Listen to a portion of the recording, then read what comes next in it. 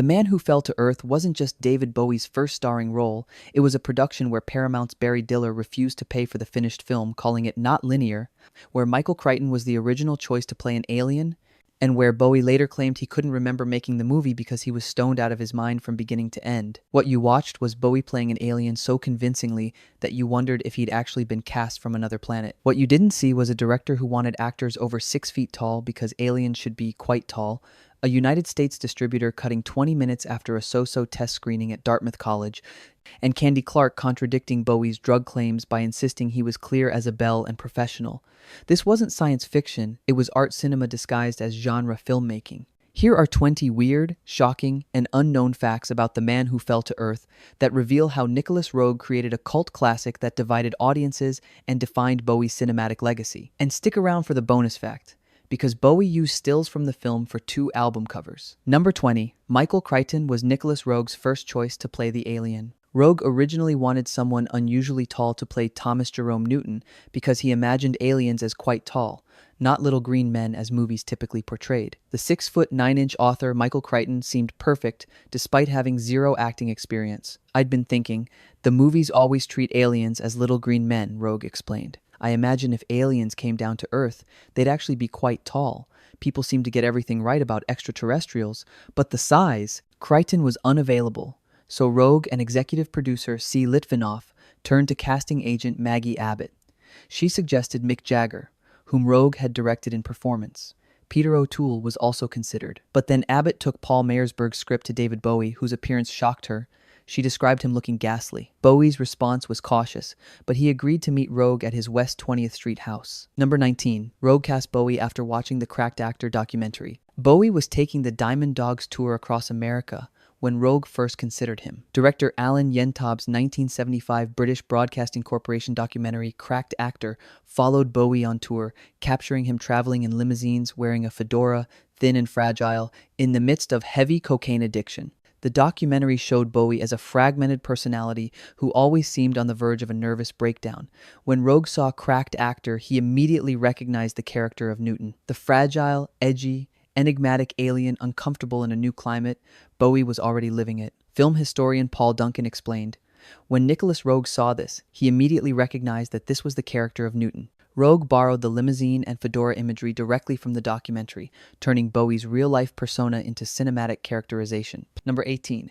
Bowie later claimed he was stoned out of his mind throughout filming. In interviews years later, Bowie admitted, "I was stoned out of my mind from beginning to end."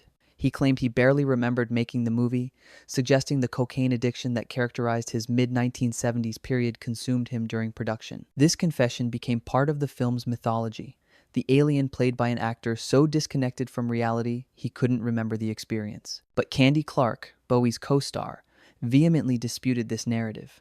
David vowed to Nicolas, no drug use, and he was a man of his word, clear as a bell, focused, friendly, and professional, and leading the team. Look at David. His skin is luminescent. He's gorgeous, angelic, heavenly.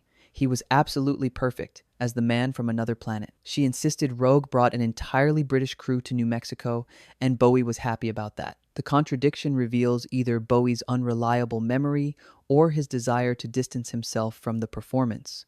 Perhaps admitting professional competence felt less interesting than claiming drug-addled alienation. Either way, the performance captured genuine otherworldliness, regardless of his actual state. Number 17. Paramount's Barry Diller refused to pay for the film. Paramount Pictures had paid $1,500,000 for United States distribution rights based on Roeg's previous success with Don't Look Now. But when Barry Diller, Paramount's chief executive officer, saw the finished film, he refused to honor the contract. Diller claimed the movie wasn't what the studio wanted, accusing it of not being linear enough. British Lion sued Paramount and received a small settlement far less than the original deal. The rejection forced the film into uncertain distribution limbo. Small company, Cinema 5, acquired United States rights for only $850,000, nearly half what Paramount had promised. Producer Michael Dealey recounted this story in interviews, describing the financial disaster that threatened the film's entire release. The budget was barely recouped through foreign sales. The Paramount rejection demonstrated how difficult experimental cinema was within the studio system.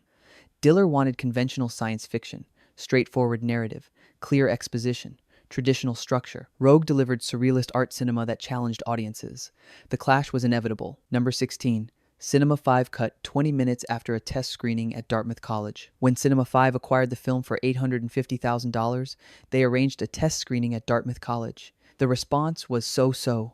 Audiences found the non-linear editing, surreal imagery, and ambiguous storytelling confusing. Cinema 5 panicked and cut approximately 20 minutes before the United States theatrical release, rearranging scenes and using different camera angles. The cuts included the Hello Mary Lou sequence where Newton plays with a gun, scenes with Rip Torn's character Bryce and college students, and other moments that provided crucial context. Critics who saw this butchered version complained about plot holes and incomprehensible narrative. Charles Champlin of the Los Angeles Times suspected he'd reviewed a trimmed version that would do a lot to explain why the movie proceeds from the provocatively cryptic to the merely incomprehensible. The original cut wasn't restored until 1993 when Criterion released the director's cut. For 17 years, American audiences only saw the compromised version. The restored film vindicated Roeg's vision, revealing that what seemed like incoherent mess was actually deliberate artistic structure. The cuts had created actual incoherence. Number 15, the film was shot entirely in New Mexico over 11 weeks. Filming began July 6, 1975, in various New Mexico locations: Albuquerque, White Sands, Artesia, and Fenton Lake. The 11-week schedule encountered numerous obstacles. Bowie was sidelined for several days after drinking bad milk. Film cameras jammed repeatedly. During one desert scene, the crew had to contend with Hell's Angels camping nearby. Sources differ on whether this was minor nuisance or actual problem. The New Mexico locations provided alien landscape perfect for the story. White Sands National Monument's otherworldly terrain made Earth seem as strange as Newton's home planet. The stark desert beauty reinforced themes of isolation and alienation. Roeg understood that environment-shaped character. Newton's disorientation in New Mexico's landscape mirrored his psychological state. The production brought entire British crew to New Mexico, which Candy Clark remembered Bowie appreciating. The cultural displacement, British filmmakers in American Southwest, created productive creative tension. Everyone felt slightly alien. Number 14. Roeg cast Bowie's bodyguard as his character's chauffeur. Tony Masha, Bowie's real-life bodyguard, played Newton's on-screen chauffeur, a meta-casting choice that blurred lines between Bowie and Newton. The decision demonstrated Roeg's preference for authentic relationships over traditional casting. Masha wasn't an actor, but his existing dynamic with Bowie created genuine chemistry impossible to manufacture through casting. This approach extended throughout the production. Roeg gave Bowie minimal direction, allowing his natural eccentricity to shine. He trusted that Bowie's real personality, fragile, otherworldly, uncomfortable in his own skin, would translate directly to Newton's character. The performance required less acting than simply being himself on camera. Number 13, no official soundtrack was released due to creative disputes. Bowie had originally been approached to provide music for the film, but contractual wrangles during production caused him to withdraw. The music was instead coordinated by John Phillips, former leader of the Mamas and the Papas, with contributions from Japanese percussionist-composer Stomu Yamashita and former Rolling Stones guitarist Mick Taylor. Phillips called in Taylor to assist with developing ideas recorded at CTS Lansdowne Studios in London. Due to creative and contractual disputes between Roeg and the studio, no official soundtrack was released, despite the 1976 Pan Books paperback stating on the back cover that the soundtrack was available on RCA Records. This false claim frustrated fans for decades. The soundtrack, derived from recently rediscovered masters, was finally released on CD and LP in 2016 for the film's 40th anniversary. For scenes where Newton's thoughts drift back to his alien home, Phillips and Roeg enlisted Desmond Briscoe to craft simple electronic atmospheres combined with whale songs, creating eerie, otherworldly soundscapes. Number 12. Bowie used film stills for 2 album covers. Despite the film's commercial disappointment, Bowie embraced his association with it. He used stills from The Man Who Fell to Earth for the covers of Station to Station, 1976, and Low, 1977. The images perfectly captured Bowie's thin white Duke persona, elegant, detached, alienated. The film and his musical evolution became intertwined, each informing the other. Station to Station was recorded around the same time as filming, and the album's themes of alienation and identity crisis mirror the film's exploration of Newton's transformation. Low, recorded after the film's release, pushed further into experimental territory, influenced by Roeg's surrealist approach. The albums and film form a trilogy exploring similar psychological terrain. Number 11. The film's non-linear editing confused most 1976 audiences. Roeg edited the film using techniques borrowed from surrealism and William S. Burroughs' cut-up methods. Scenes dissolve into each other without explicitly stating if time or place had changed. The viewer stays constantly disoriented. Film historian Paul Duncan explained, "The film intentionally dissolved from one scene to another without explicitly stating if the time or place had changed, which meant that the viewer was constantly disorientated." Flashbacks to Newton's alien home planet might not be flashbacks at all. They could be fantasies, memories, or current telepathic connections. Time jumps forward suddenly. Other characters age while Newton remains unchanged, but the world still looks like the mid-1970s, making temporal shifts easy to miss. Roger Ebert originally gave the film 2.5 stars, calling it preposterous and posturing, so filled with gaps of logic and continuity. When Ebert re-reviewed the film in 2011, he raised his rating to 3 stars, acknowledging, "Consider this just a quiet protest vote against the way projects this ambitious are no longer possible in the mainstream movie industry." Number 10. The film was based on a 1963 novel by Walter Tevis. Walter Tevis wrote The Man Who Fell to Earth in 1963, years before his more famous novels The Hustler and The Queen's Gambit. The novel was straightforward science fiction.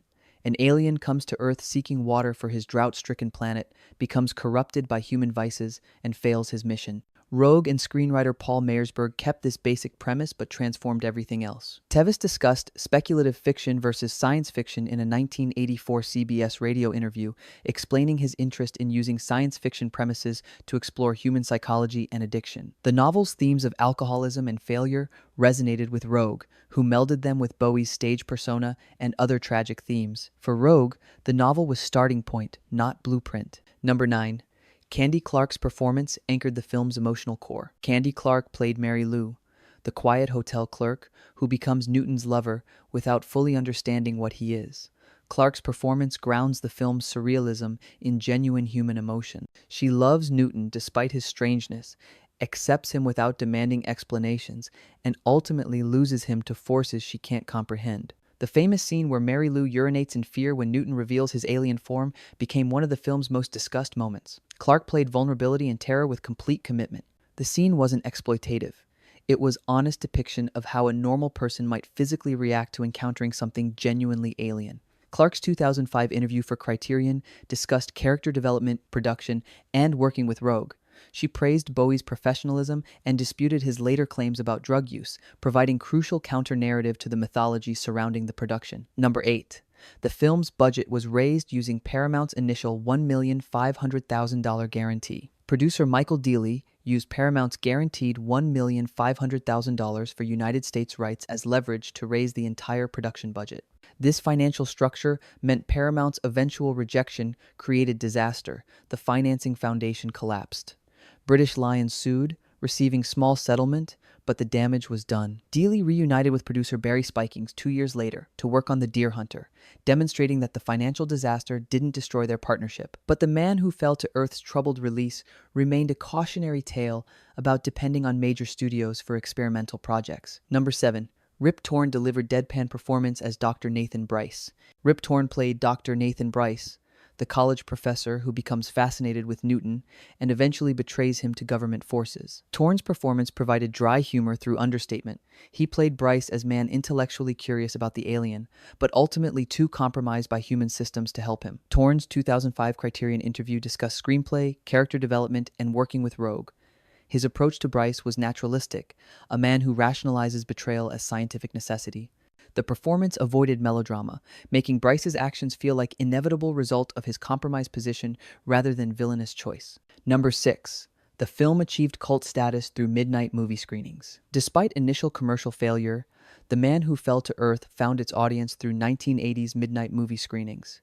The film became staple of repertory theaters, showing cult classics to devoted fans. The surreal imagery, Bowie's performance, and themes of alienation resonated with counterculture audiences who embraced its difficulty. The midnight movie circuit kept the film alive until home video made it accessible to wider audiences. The 1993 Criterion restoration introduced it to new generation of cinephiles. Rotten Tomatoes now reports 79% approval rating based on 71 reviews, with average rating of 7.8 to 10.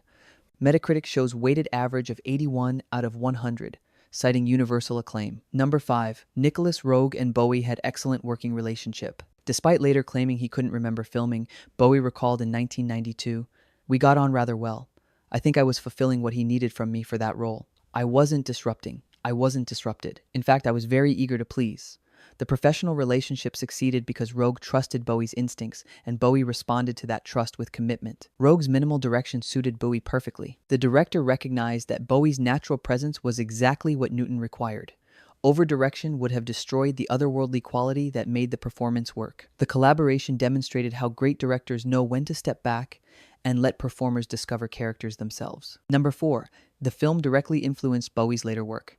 The production affected Bowie's artistic trajectory significantly. Low, 1977, and The Hunger, 1983, both show influence from the Man Who Fell to Earth experience. The character of Newton merged with Bowie's Ziggy Stardust mythology. Both were aliens trying to navigate hostile worlds. Bowie's later personas incorporated elements of Newton's elegance and alienation. The film became touchstone for Bowie's cinematic ambitions. Though he'd act in other films, Newton remained his most iconic screen role, the one where his musical persona and acting ability aligned perfectly. The character proved Bowie could carry a film through presence alone. Number 3. Criterion Collection restored the director's cut in 1993. The 1993 Criterion Collection Laserdisc and later digital video disc presented Roeg's full, uncut version in director-approved high-definition transfer. The restoration revealed 20 minutes of crucial scenes and details that Cinema 5 had eliminated. Audiences finally saw the film as Roeg intended, complete, uncompromised, deliberately disorienting. The restoration included commentary by Roeg, Bowie, and Buck Henry, recorded in 1992, interview with screenwriter Paul Meyersburg, Walter Tevis discussing science fiction, and interviews with Candy Clark and Rip Torn. These supplements provided context that deepened understanding of the film's creation and reception. Number 2. The film was selected for National Film Registry in 2010. The Library of Congress selected The Man Who Fell to Earth for preservation in the National Film Registry as culturally, historically, or aesthetically significant. This official recognition vindicated Roeg's vision. What seemed too strange for 1976 audiences became recognized as essential American cinema by 2010. The selection ensured the film's permanent preservation and accessibility. Films without such protection risk deteriorating. The Man Who Fell to Earth, rejected by Paramount, butchered by Cinema 5, ignored by most 1976 audiences, was now protected as national treasure. Number 1. The film redefined what science fiction cinema could be. The Man Who Fell to Earth proved science fiction could be art, cinema, meditative, surreal, psychologically complex. It wasn't about spaceships or special effects, but about alienation, identity, and corruption. The film influenced everything from Blade Runner to Under the Skin, demonstrating that science fiction premises could explore human psychology as compellingly as any drama. Kim Newman of Empire gave it 5 stars, consistently disorientating and beguilingly beautiful. The film's legacy extends beyond science fiction. It's about how experimental techniques can serve emotional truth. Roeg used disorientation to make audiences feel Newton's confusion. The formal adventurousness wasn't showing off, it was the only way to tell this story honestly. Bonus fact: a 2022 television series continued the story 45 years later.